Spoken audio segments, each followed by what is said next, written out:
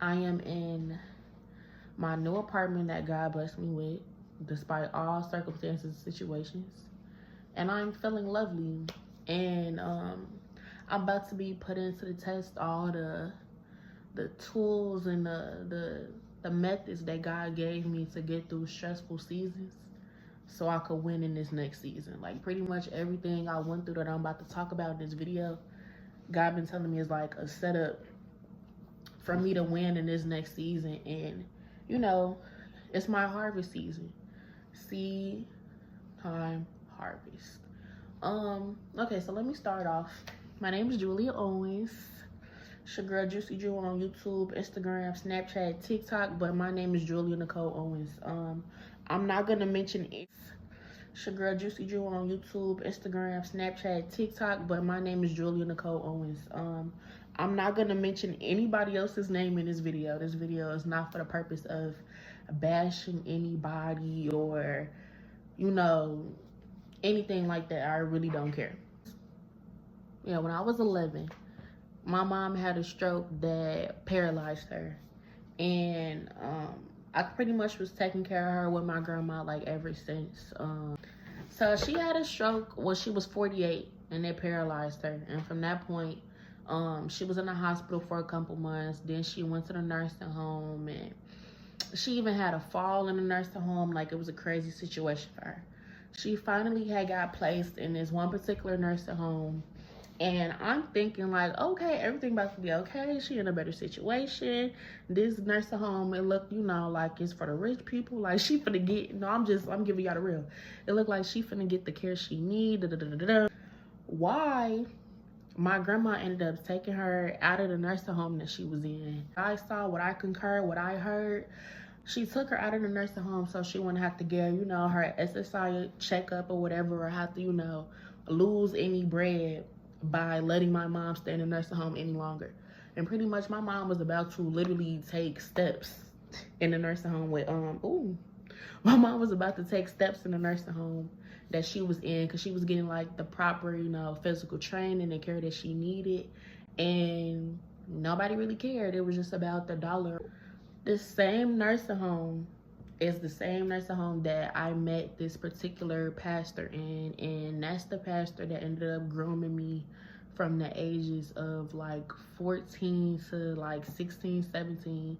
So I pretty much just stopped going to church. And it was wild because my mom was having like a new roommate almost like every other day. Like she just would not have her own roommate. So all of a sudden, this one particular family, they ended up being her, they had a family member there that was her roommate.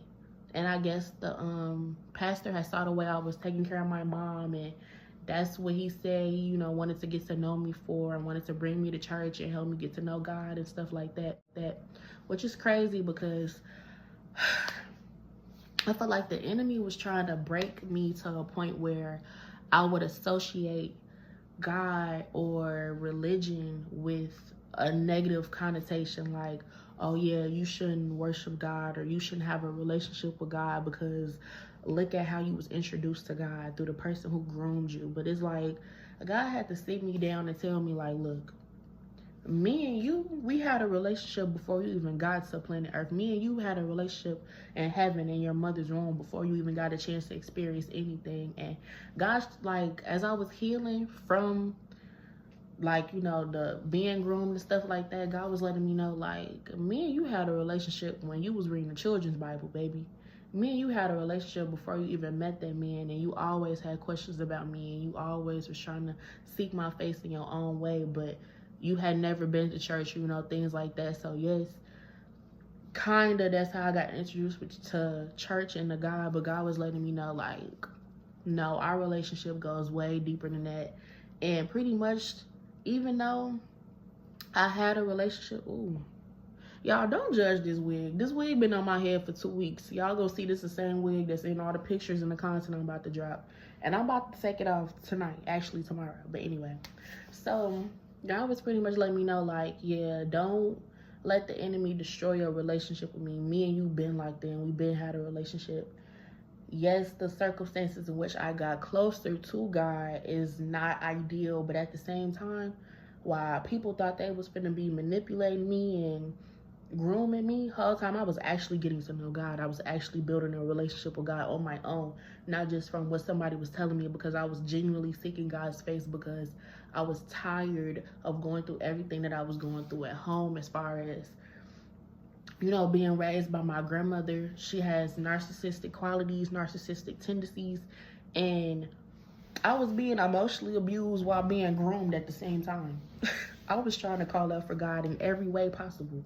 Like, what is you talking about? I was actually dependent on God to save me from all these situations, and that's why we build a very genuine connection, to the point where when my life started to literally unravel at the seams, and God was just showing me that, like, everything the enemy had plotted in my life to try to take me out, and God literally helped me throughout every situation the enemy put in my life to try to keep me from meeting my designated and my ultimate plan that God had for my life. So my granny, she definitely, well, she took care of me, and she pretty much raised me from the ages of, well, she was in my life the whole time. Let me not do her in. Like, even when my mom was walking and, you know, everything was fine with my mom, I definitely was with my grandma most of the time. My mom was a single mother.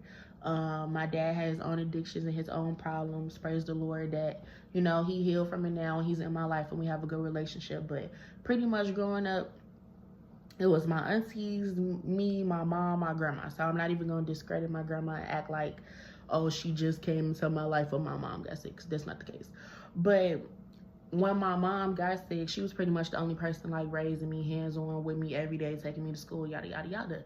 But she used to talk to me so crazy for no reason. Literally, I was an honor student, in all types of clubs, presidents of clubs. Like, literally, if you was to paint a poster child for a kid, like, I was that, in church, constantly not doing anything wrong. Literally, like, on the president's team, all these things you would think a parent would be happy of.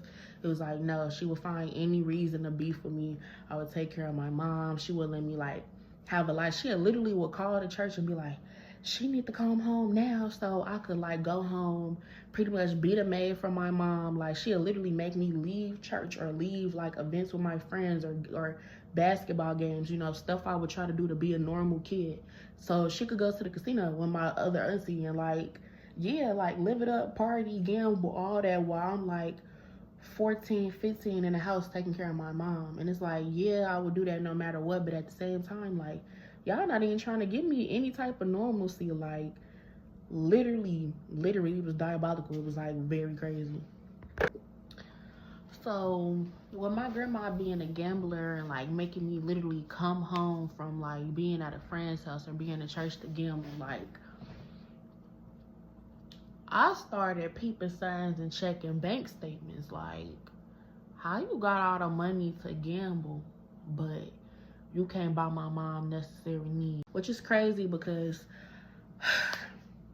I felt like the enemy was trying to break me to a point where I would associate God or religion with a negative connotation. Like, oh yeah, you shouldn't worship God, or you shouldn't have a relationship with God, because look at how you was introduced to God through the person who groomed you. But it's like, God had to sit me down and tell me, like, look, me and you, we had a relationship before you even got to planet Earth. Me and you had a relationship in heaven in your mother's womb before you even got a chance to experience anything. And gosh, like, as I was healing from, like, you know, the being groomed and stuff like that, God was letting me know, like, me and you had a relationship when you was reading the children's Bible, baby. Me and you had a relationship before you even met that man, and you always had questions about me, and you always was trying to seek my face in your own way, but you had never been to church, you know, things like that. So yes, kinda, that's how I got introduced to church and to God. But God was letting me know, like, no, our relationship goes way deeper than that. And pretty much, even though I had a relationship, y'all don't judge this wig. This wig been on my head for 2 weeks. Y'all go see this the same wig that's in all the pictures and the content I'm about to drop. And I'm about to take it off tonight, actually tomorrow. But anyway, so God was pretty much letting me know, like, yeah, don't let the enemy destroy your relationship with me. Me and you been like that, and we been had a relationship. yes, the circumstances in which I got closer to God is not ideal, but at the same time, while people thought they was finna be manipulating me and grooming me, the whole time I was actually getting to know God. I was actually building a relationship with God on my own, not just from what somebody was telling me, because I was genuinely seeking God's face, because I was tired of going through everything that I was going through at home, as far as, you know, being raised by my grandmother. She has narcissistic qualities, narcissistic tendencies, and I was being emotionally abused while being groomed at the same time. I was trying to call out for God in every way possible. Like, what is you talking about? I was actually dependent on God to save me from all these situations, and that's why we build a very genuine connection, to the point where when my life started to literally unravel at the seams, and God was just showing me that, like, everything the enemy had plotted in my life to try to take me out, and God literally helped me throughout every situation the enemy put in my life to try to keep me from meeting my designated end, my ultimate plan that God had for my life. So my granny, she definitely, well, she took care of me, and she pretty much raised me from the ages of, well, she was in my life the whole time. Let me not do her in. Like, even when my mom was walking and, you know, everything was fine with my mom, I definitely was with my grandma most of the time. My mom was a single mother. My dad had his own addictions and his own problems. Praise the Lord that, you know, he healed from it now, and he's in my life, and we have a good relationship. But pretty much growing up, it was my aunties, me, my mom, my grandma. So I'm not even going to discredit my grandma and act like, oh, she just came into my life when my mom got sick. That's not the case. But when my mom got sick, she was pretty much the only person, like, raising me, hands-on with me every day, taking me to school, yada, yada, yada. But she used to talk to me so crazy for no reason. Literally, I was an honor student, in all types of clubs, presidents of clubs. Like, literally, if you was to paint a poster child for a kid, like, I was that in church, constantly not doing anything wrong. Literally, like, on the president team, all these things you would think a parent would be happy of. It was like, no, she would find any reason to beef with me.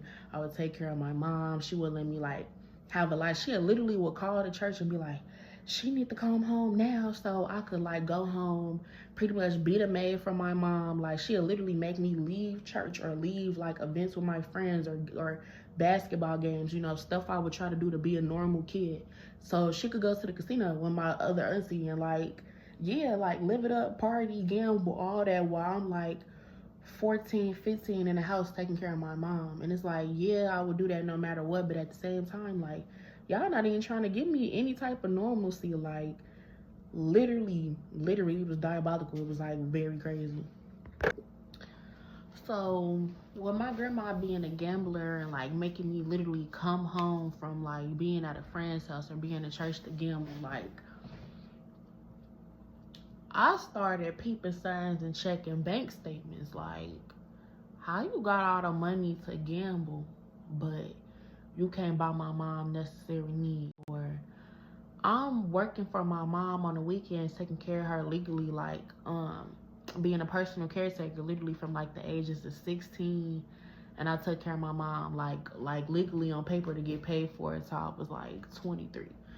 So I'm saving all my money while I'm in high school, so I could, you know, do prom, graduation, and stuff like that, because I didn't expect for my grandma to take care of me and pay my bills. Like, I understood that she's, like, in her 70s, 80s. She not finna be able to take care of me. Like, I need to have a game plan for life. My dad wasn't there at the time. My mom's sick. Like, I'm just looking at reality. So I'm thinking I'm putting up all my bread from the age of 16 to 18. And when I turn 18, I'm thinking I'm about to have X amount of dollars in the bank account. And it's not there. So, and it's not like she needed that money to take care of me, because when you owe, like, if your parents had, like, a little, you know, Social Security check or whatever like that, you get one too. So she already getting that. Plus, I guess, like, dibbling, dabbling, and whatever I call myself saving.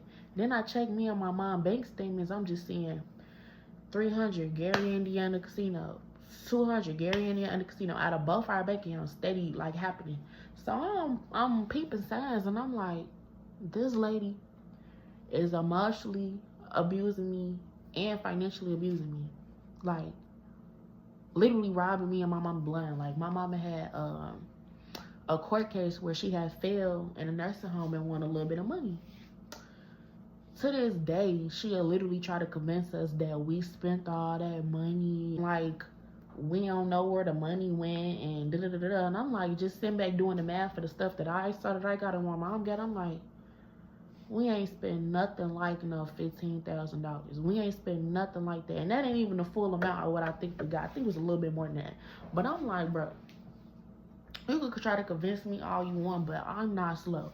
And you ain't giving up no bank statements to show us the breakdown of how we spent $15,000.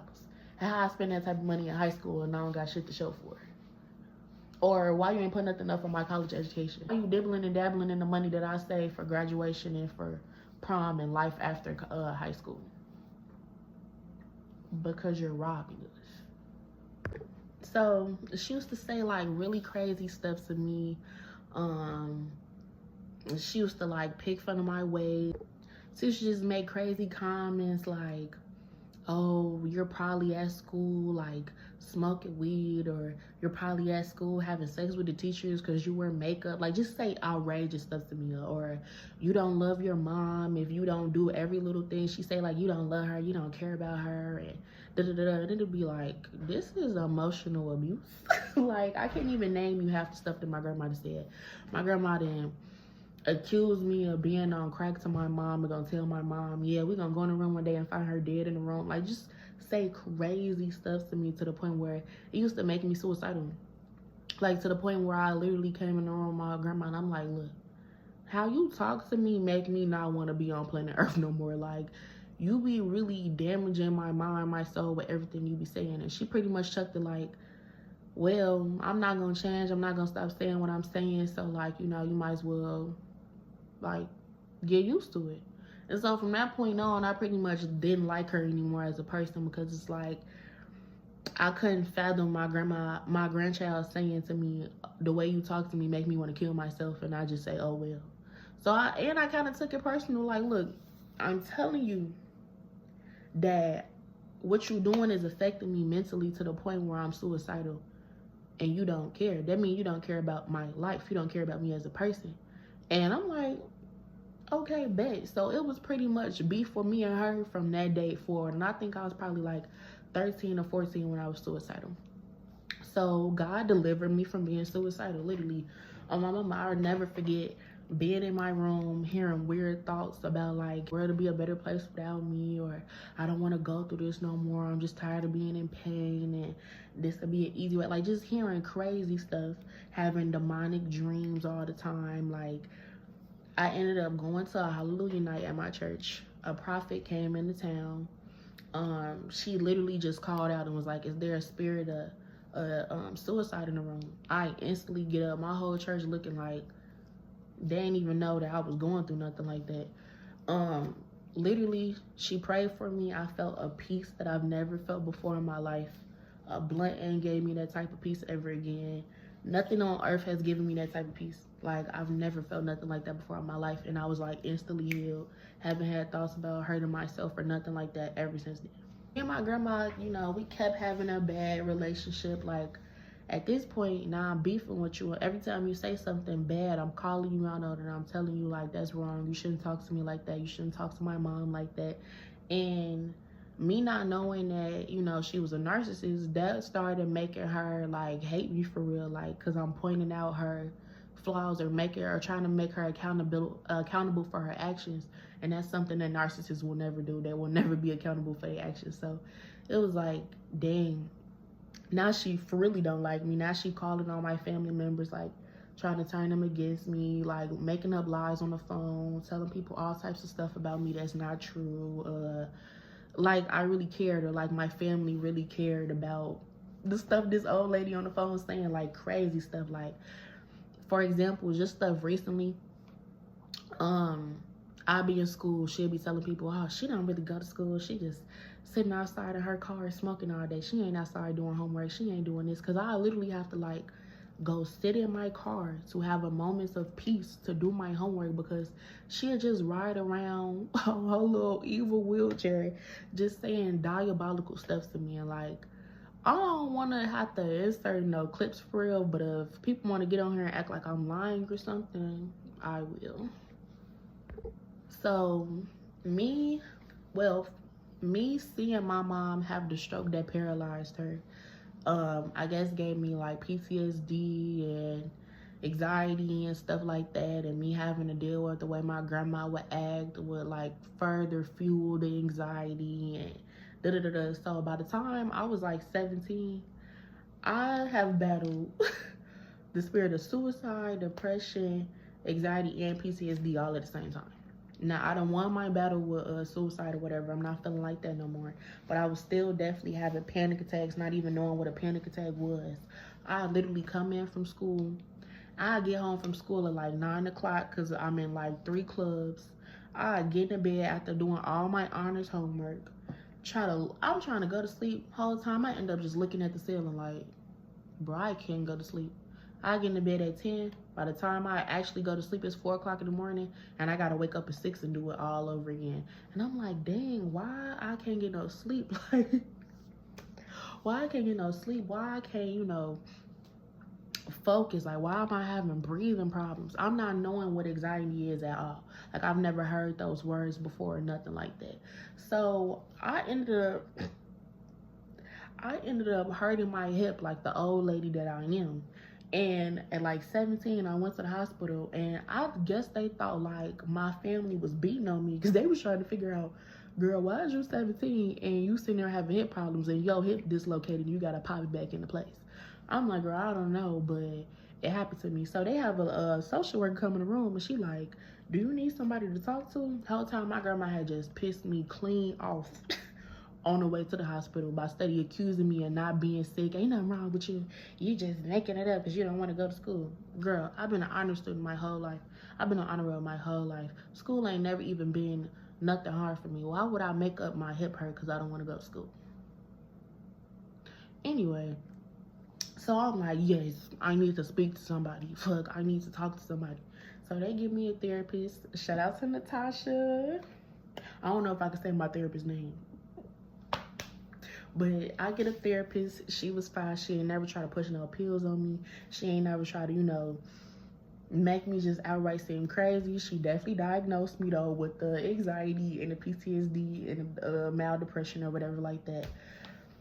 But God healed me from all that, too, which is crazy. Like, I might still have little flutters of anxiety, but the whole time I feel like it just be, it's normal now. But I only fight with a little bit of anxiety, and I kind of combat that with scriptures. I ain't even gonna lie. Like, I literally don't deal with that every day like how I used to.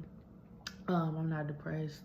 I don't think I still have PTSD. Like, God gave me like healthy coping mechanisms to manage my stress, my anger, my depression, and everything else I was going through, to the point where if you was around me, how happy I be, how I live my life, you would never think that I ever went through nothing like that, or that I was going through nothing like that.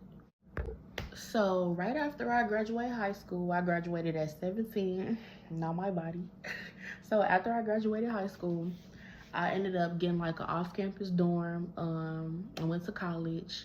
I actually was working and, didn't immediately go to college. So I had some bread saved up. I was paying rent, doing my big one, had my own place. So all of a sudden, my mom helps decline even more. Her kidneys had failed. She always had a kidney disease, like pretty much my whole life. My mom had me at an older age. She had me at 35. I was a rainbow baby. She had a lot of health problems. So I always knew that my mom wasn't the healthiest person in the world. So at 17, I think 2019 going into 2020 is when my mom's kidneys failed. So I had to move back to Chicago. And I'm thinking like, oh my gosh, I don't want to have to like live with my grandma. Like, rent in Chicago is so high compared to the rent in my little college town. Like, I don't know what I'm finna do. Whole time my boyfriend at the time, like, yeah, my parents be treating me crazy. They be emotionally abusing me. Like, I don't really want to go to my apartment. I mean, go back to my parents' house after college either, because you know, COVID going on. Everybody got to go back to their people's crib if you ain't have your own place. So he in the limbo, I'm in the limbo. So I'm like, you know what? Let's just get our apartment together. Why would I suggest these things thinking that everybody is on my level and that everybody is just as, you know, responsible as I was? Like, another thing that God been teaching me since I've been healed, and another reason why I'm not mad or pressed about the issue that I'm finna tell y'all, is because, like, if you don't go through certain hardships in life, sometimes you won't be as responsible with your blessings. That's why sometimes God allow us to go through certain things, like he allowed Job to go through certain things, because it builds character and perseverance. And when you get your blessings, you're not gonna mess them up or tweak with them like the next person would, because you're literally thankful and grateful to just to have something going on positive in your life, or have it, you know, something good going on in your life. You're not gonna want to mess that up if you have, you know, PTSD, or you know, you're surviving, you're in survival mode. You're not gonna tweak with where you live because you're thankful for where you live. Everybody don't have that experience. Everybody haven't been trained like I have. Like, I literally knew how to pay a mortgage at 7. Like, I always knew how to, like, save money, calculate bills. Like, everybody is not on that level as I am, and I thought that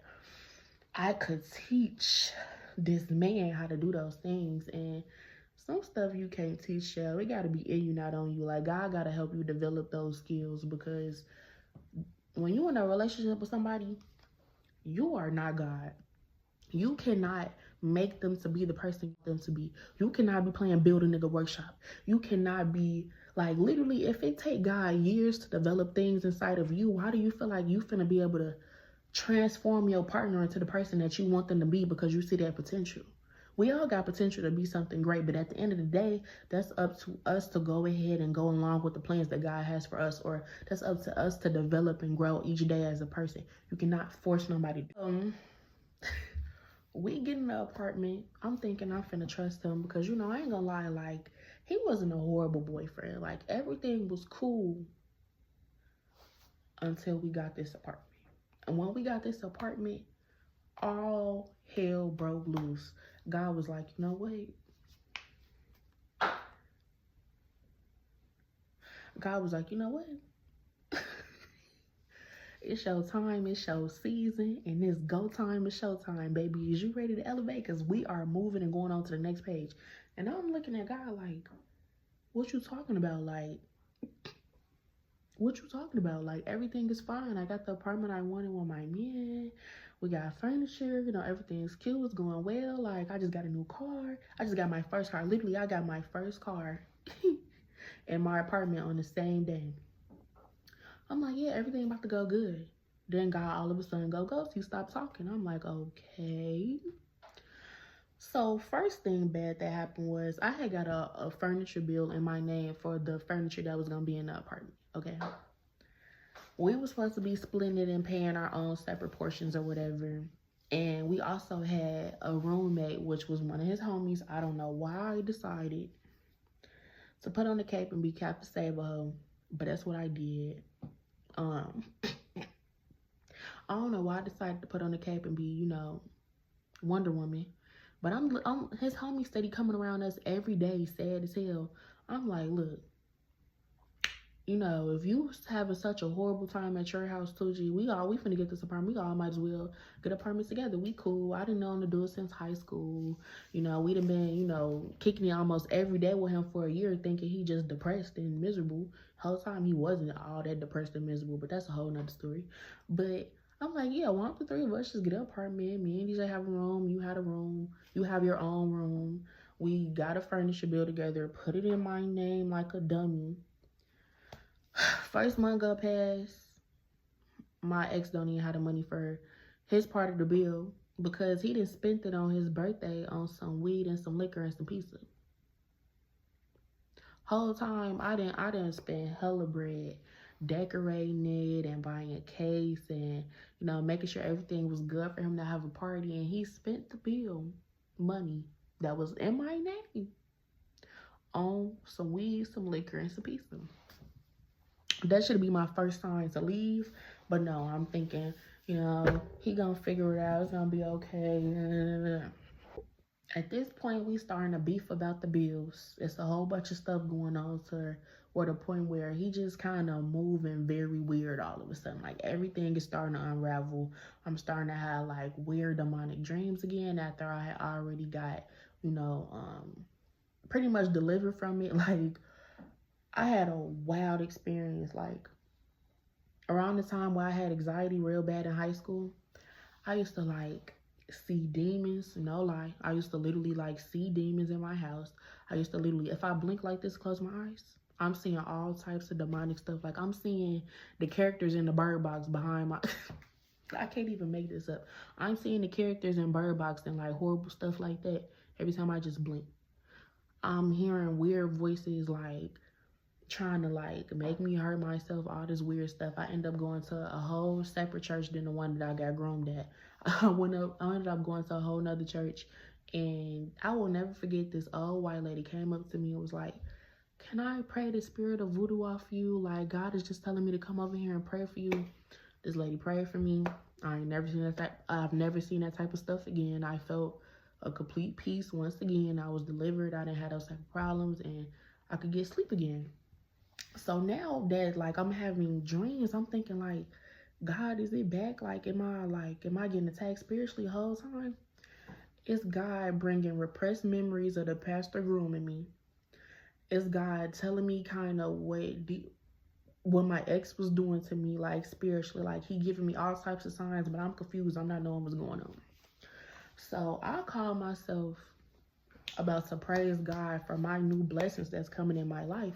And I say, let me go to my old church and praise the Lord and thank God for my apartment and my car and for everything coming together for me. And baby, I get in that church. I bring my mom too. When I saw that pastor shake my mom's hand, something inside of me was just like, that man know what he did to you, and he's shaking your mom's hand. And I'm like, everything just clicked right there in front of me that I had been groomed. I'm like, bro, like that's why it kind of clicked that like now that I'm older, that man like he literally avoids me like the plague now. Like the same like weird relationship I had with him as a kid, like as I got older, it was non-existent because he wanted a little kid to control and groom. Like he didn't want, it was weird.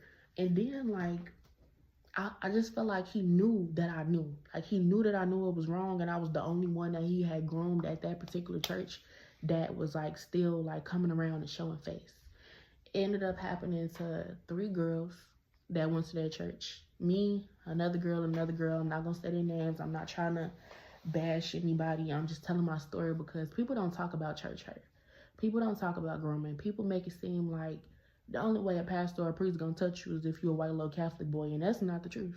It's not the truth at all. I was not molested or anything like that, but I was kissed, I was caressed, I was told like a lot of diabolical things like, oh, when you get 18, I'm gonna tell you how I really feel about you, or just wild stuff. So as I'm realizing I'm being groomed, God started dealing with me about my relationship that I was in. I remember laying in the bed with my ex one night, and I'm sitting there cuddled up like I'm laying on this man. I'm thinking I'm finna have me a good night's sleep or whatever. God whispered in my ear, when you gonna stop being complacent? You know you don't love him. I literally had to get out the bed and go to the bathroom. I was bawling. I'm literally bawling tears because I knew that I really I didn't love him. Like I was putting up with him. I was tolerating him. Like I wasn't happy in my relationship. I was just complacent of what I knew. Like he was just all I knew. Like he was my first ever boyfriend.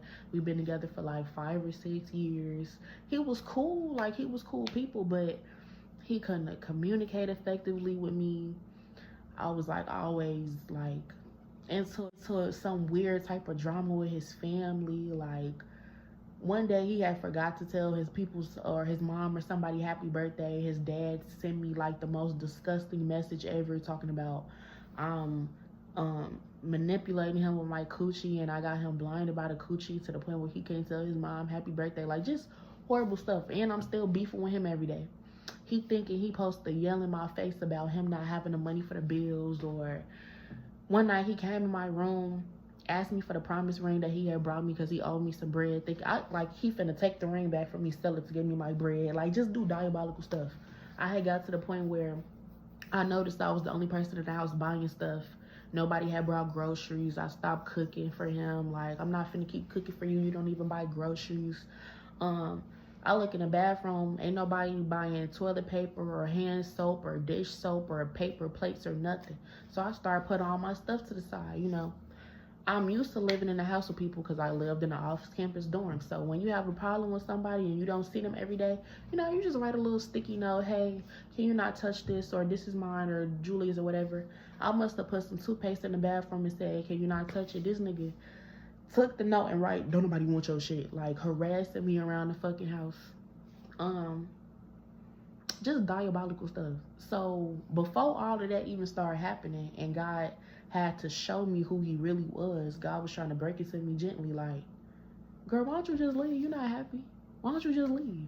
You don't like how he treats you for real. You don't like how he talks to you.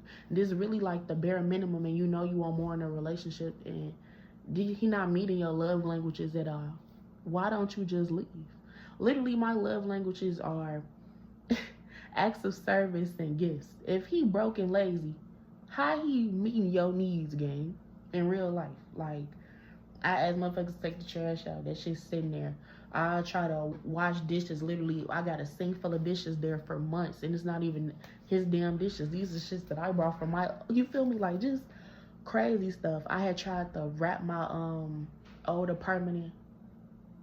I had tried to wrap my old apartment in contact paper so it'd be cute. Literally, I insert a clip. It never got finished because I couldn't reach the top cabinets and all that type of stuff. It literally stayed half wrapped the whole time I lived there. I remember waking up and the house just looked so dingy and dirty to me. I was just like, this ain't me. Like, I can't live here. This not how I be living for real. I be having myself decorated. My apartment always look cute. My surroundings always been decorated and cute. Like, this not me for real. I'm not about to keep being here. I'm not about to keep dealing with somebody who make me feel like crap. And the whole time as I was starting to realize this, God just kept giving me signs I need to leave. He kept giving me signs of, like, the dude getting angry and angry with me, more aggressive and more aggressive with me. So as God steady was, like, you know, healing me and bringing all my problems to the forefront of my mind, because I'm not even gonna lie, I was definitely at a point in time getting fried every day, using my relationship to keep me happy and keep me not focusing on my problems. Like, it wasn't a day or a moment where I wasn't with my ex or on the phone with him or talking to him. Like, definitely was trauma bonding with him. So as God steady waking me up from all the things and devices that I'm using to keep myself preoccupied from my pain, he started giving me real coping mechanisms. He like, look, you need to tap into therapy a little bit more. I started realizing that I was a people pleaser, and that, like, all the relationships I had in my life, whether it be with my friends, my family, with my ex, like, everybody was benefiting off me, and I couldn't really find a place where I was benefiting from them. Like, what are you doing for me that I can't do for myself?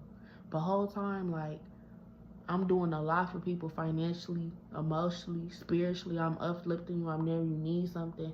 Motherfuckers sleeping on my couches, ain't paying a dime for it. Motherfuckers eating off me. I'm not getting those types of bread for groceries. I'm trying to make one of my homie my brand ambassador. She take my lashes. I never see $1 from them. Like, crazy things is happening. So God started teaching me, like, look, your grandma trying to drain you by steady pissing you off, but the whole time she don't know it's draining me. It's the enemy using her to drain me emotionally, so I don't get to my purpose and my passion and my dreams, to keep me stagnant. Whole time I'm thinking I'm just in a regular relationship. No, this dude is draining me emotionally, mentally, physically, financially, to the point where I can't focus on my destiny. I can't focus on my dreams. So God, like, look, I need you to meditate every morning when you wake up. I started doing that, and my thoughts was clearer, but it was clearer without me having to smoke to get, you know, clarity of thought, or for me to smoke to calm down, or you feel me, I'm doing my breathing exercises where you like count in for 4, hold it for 8, breathe out. I don't know how you you count in for 4, hold it for 8, breathe it out for 4. That's how I do it. I don't know. What else God was giving me? Reading books every day to like transform my mind on top of reading the Bible. I was back in school after I had moved back to Chicago when my mom's health declined. I wasn't in school. Literally, I was trying to be in school. Do you know that my grandma literally called me on the day I had school? I told her I had school. She didn't care. Talking about something. Oh, she's talking about, I got an eye infection from my surgery. I need you to come over here and watch your mom while I go to the doctor. I go over there. She coming back with a blanket from the hospital, from the casino. She coming back with a blanket from the casino, a casino gift. I said, so you had me miss school today so you could go gamble?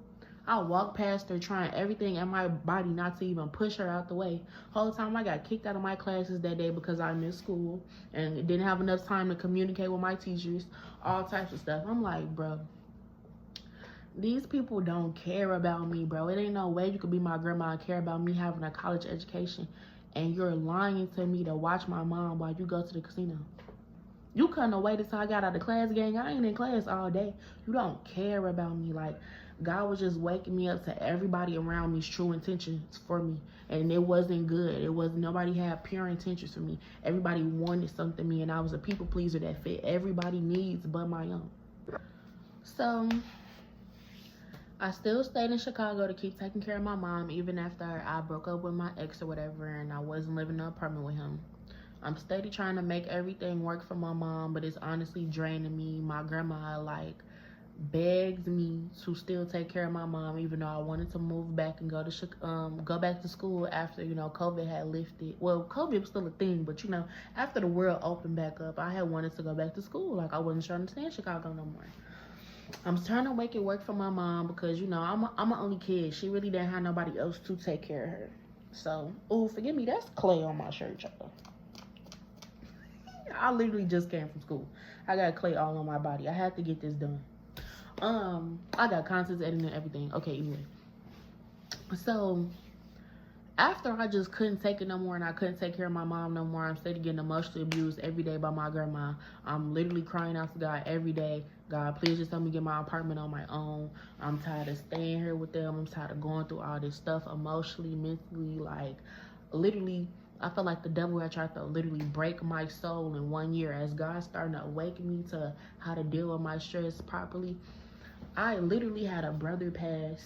His mom wouldn't let me go to the hospital and say goodbye because she don't like my dad. She don't like me for some weird reason. I don't know.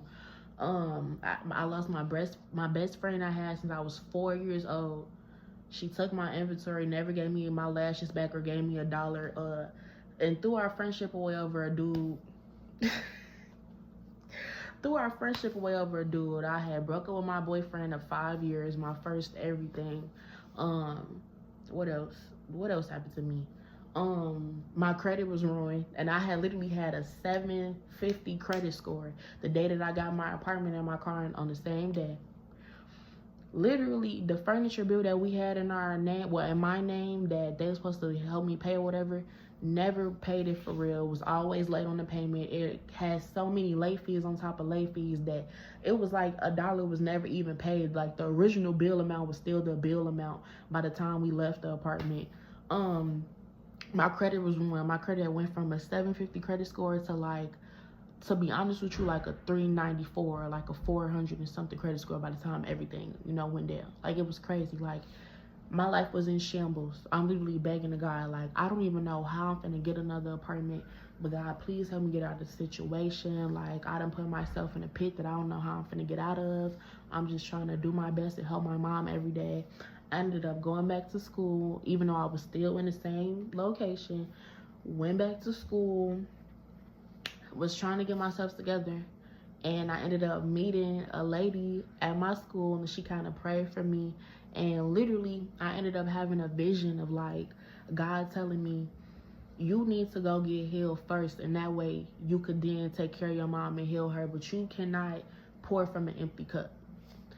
So I decide, not even I decide, God lead me to move to a college town, get an apartment there. Literally, I'm calling, I'm like, oh, do you guys, I'm calling the apartment place acting like I'm my mom.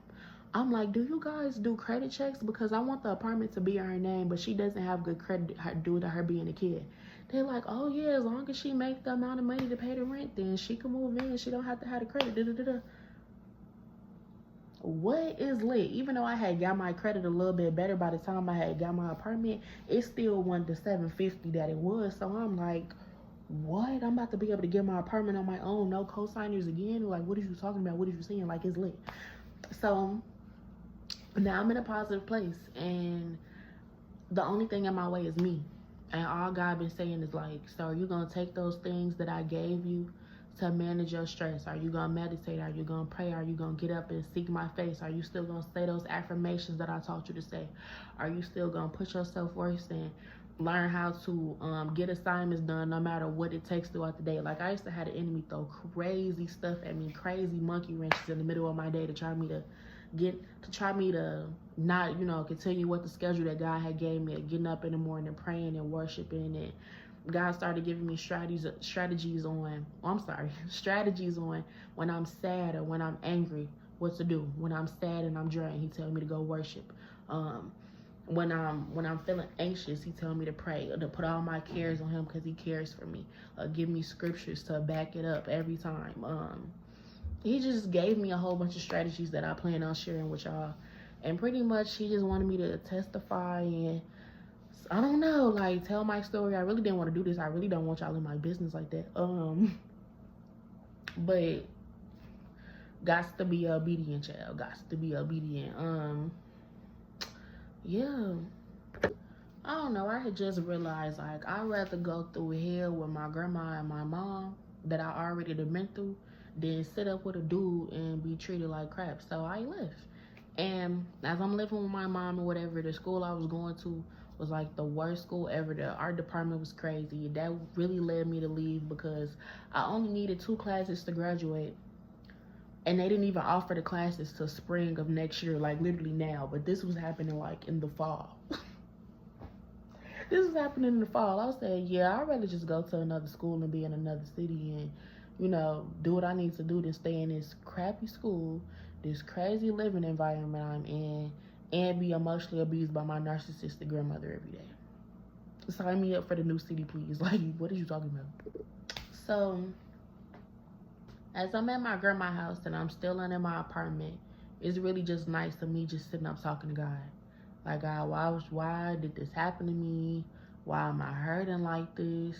God, I'm still gonna love you and have a relationship with you, but God, why did you allow that man to groom me? Why would you allow me to go to that church? Like, why won't you stop that situation? And God was just telling me, like, you had to go through a season of betrayals to groom, like, to mold me into the person that I'm about to become.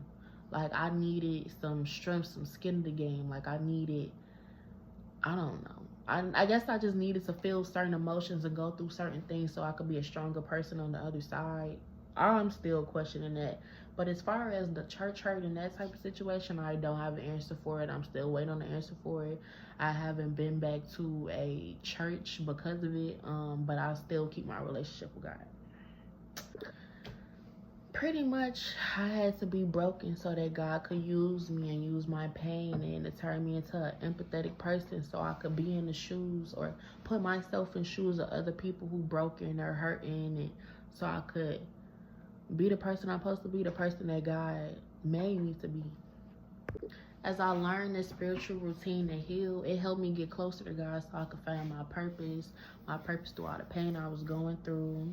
I feel like God was kind of training me to what a narcissist looked like, so that way when I encounter it throughout my adult life, that I wouldn't get stuck in that trap, and that I could help a lot of other people who going through the same thing. Like, a lot of my friends and people who like just navigate their way to me, they end up having a narcissistic parent, or they end up having something like that going on. And the whole time they be coming to me for advice, I be praying it off them. I be giving them tips and ways to, get out of, bondage with a narcissistic spirit, because it's really the spirit of Jezebel that controls narcissistic people. You know that story of like the three boys being in the fire but it didn't burn them? That's how I kind of felt like God did me with allowing me to go through a lot of these situations. Like, I've been through a lot of things, but honestly I could say for real, it doesn't affect me, it doesn't hurt me. God to heal me from everything, renew my spirit, my mind multiple times, deliver me from crazy situations. God wanted me to see how my grandma was operating, but wasn't gonna let it hurt me or affect me all the way. Like, yes, it would hurt in the moment, but whole time after I peeped seen and knew that she was a narcissist, and God let me know what the spirit of Jezebel was, I could sit back without putting my emotions in it and just look at how she operated. It was like mind blowing. Like, it was one of my purpose and my callings. I don't know what God gonna do with that, but it's a tool that I now have. God was pretty much telling me like I'm chosen, and that's the reason why I've been attacked mercilessly. That's why I've been attacked all my childhood, and that's why I had a rough childhood and being groomed and being abused and all those type of things, because the enemy been trying to take me out the game since I was a kid. That's why I had to go against the spirit of suicide. Like, he couldn't touch me, he couldn't harm me because I'm chosen. But if he could get me to do it to myself, then it's a win-win. But now I done beat all of those spirits, all those different type of things, and God was pretty much letting me know that was the enemy trying to attack you the whole time. All things work for the good of those who love the Lord, and God is turning my pain into my purpose so I can help other people go through those type of things and come out unscathed on the same side, just the way the boys did in the fire. You could go through those type of things, but with God covering you, protecting your mind, your spirit, it'll look like you ain't never been through those type of things. I just want to wrap up this video by saying, once again, I ain't get on here to bash nobody. I'm just telling my story. I'm trying not to say names and pinpoint exactly who is who and what is what. But at the end of the day, all the things that happened to me made me the person I am right now. Being able to sit here and tell you my truth without breaking down and crying, or being triggered by traumatic memories, or rehearsing my trauma every day, or allowing pain to paralyze me so the point where I don't go through life and be the person I'm supposed to be. Like, God had to heal me from a lot of things. And on top of that, I'm chosen. Ain't nothing I could do about it. I'm chosen. If you saw me in real life, if you met me in person, you would never even think I'd have been through half the stuff I'd have been through. You wouldn't even, I don't even give people negative energy, nasty energy. I'm not a bad person. Like, I be chilling, vibing through life, literally. But God had to shape me and mold me into the person I'm about to become. And even though the enemy tried to stop me from becoming that person, remember that all things work together for the good of those who love the Lord. And it really is true. I'm an example of that. Literally everything that the enemy tried to do for me, I'm using it for a beautiful purpose and a beautiful reason, to help other people out, to be that mentor and guider for other people. Like, all my friends tell me, like, I look up to you, you're the strong friend, like, I'm proud of you, da-da-da-da-da.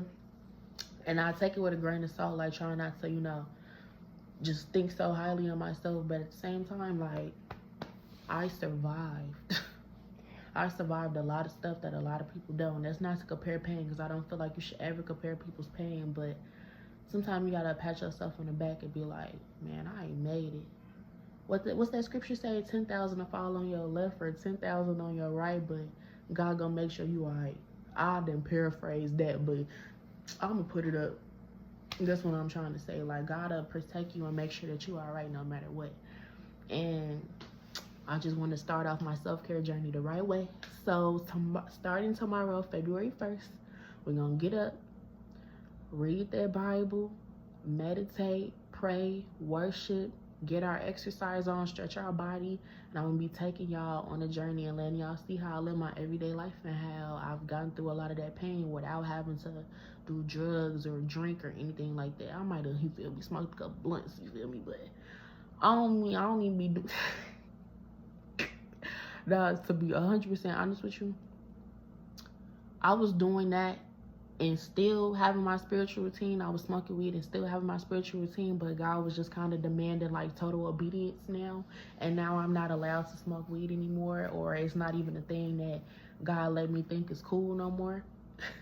So I'm gonna be taking y'all on a very sober journey of me using all those coping mechanisms and depending solely on God for him to get me to this next season.